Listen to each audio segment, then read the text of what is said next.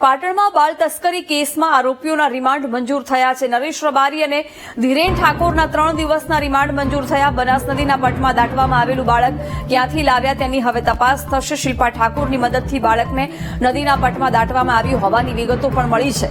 બાળકના અવશેષો ન મળતા એફએસએલે માટીના નમૂના લીધા છે. 300 મીટરની ત્રિજ્યામાં અવશેષોની તપાસ કરવામાં આવી રહી છે. આરોપીઓની પૂછપરછમાં હજુ કેટલાક મોટા ખુલાસા થવાની સંભાવના છે. બાળ તસ્કરી રેકેટમાં કેટલીક હોસ્પિટલના નામ સામે આવે તેવી પણ શક્યતા છે.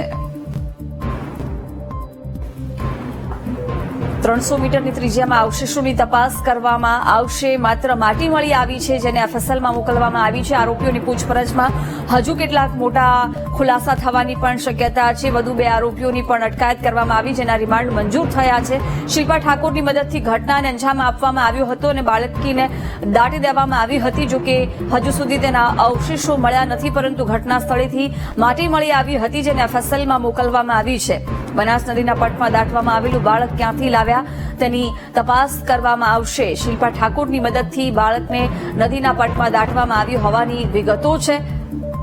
નરેશ રબારી અને ધીરેન ઠાકોરના 3 દિવસના રિમાન્ડ મંજૂર કરવામાં આવ્યા છે. બનાસ નદીના પટમાં દાટવામાં આવેલા બાળક અંગે તપાસ થશે. 300 મીટરની ત્રિજ્યામાં અવશેષોની તપાસ કરવામાં આવી રહી છે. તો આરોપીઓની પૂછપરછમાં હજુ પણ કેટલાક મોટા ખુલાસા થવાની સંભાવના છે. વિગતો મેળવીશું સંવાદદાતા વિપિન પાસેથી. વિપિન, બાળ તસ્કરી મામલે એક બાદ એક નવા ખુલાસા થઈ રહ્યા છે. આરોપીઓના પણ રિમાન્ડ મંજૂર થયા છે. શું અપડેટ?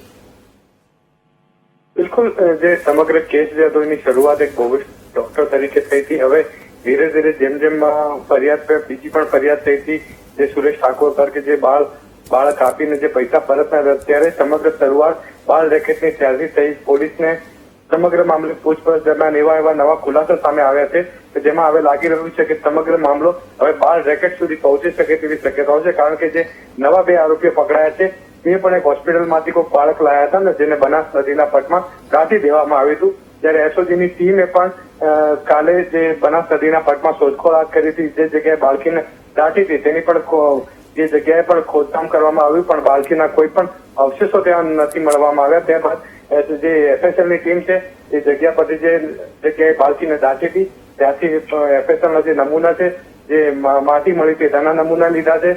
બીજા જે 300 મીટરની ત્રિજ્યામાં જે આજુબાજુમાં જેટલા પણ જે અવશેષો મળ્યા છે તે લાગી શકે છે કે માનવ અવશેષ હોઈ શકે છે, તેને પણ હવે એફએસએલની તપાસમાં દરમિયાન મોકલવામાં આવશે. હવે એ જાણવું રહેશે કે જે 2 આરોપીઓ જે નવા ઝડપાયા છે તેના હવે જે રિમાન્ડ મંજૂર થયા છે તે ખુલાસા દરમિયાન કેવા નવા ખુલાસા કરે છે. કારણ કે જે સમગ્ર જે બાળ તસ્કરીનું જે કૌભાંડ ચાલી રહ્યું છે, લાગશે કે હવે મોટું કૌભાંડ કે હવે સામે આવશે તેવી શક્યતાઓ જણાઈ રહી છે.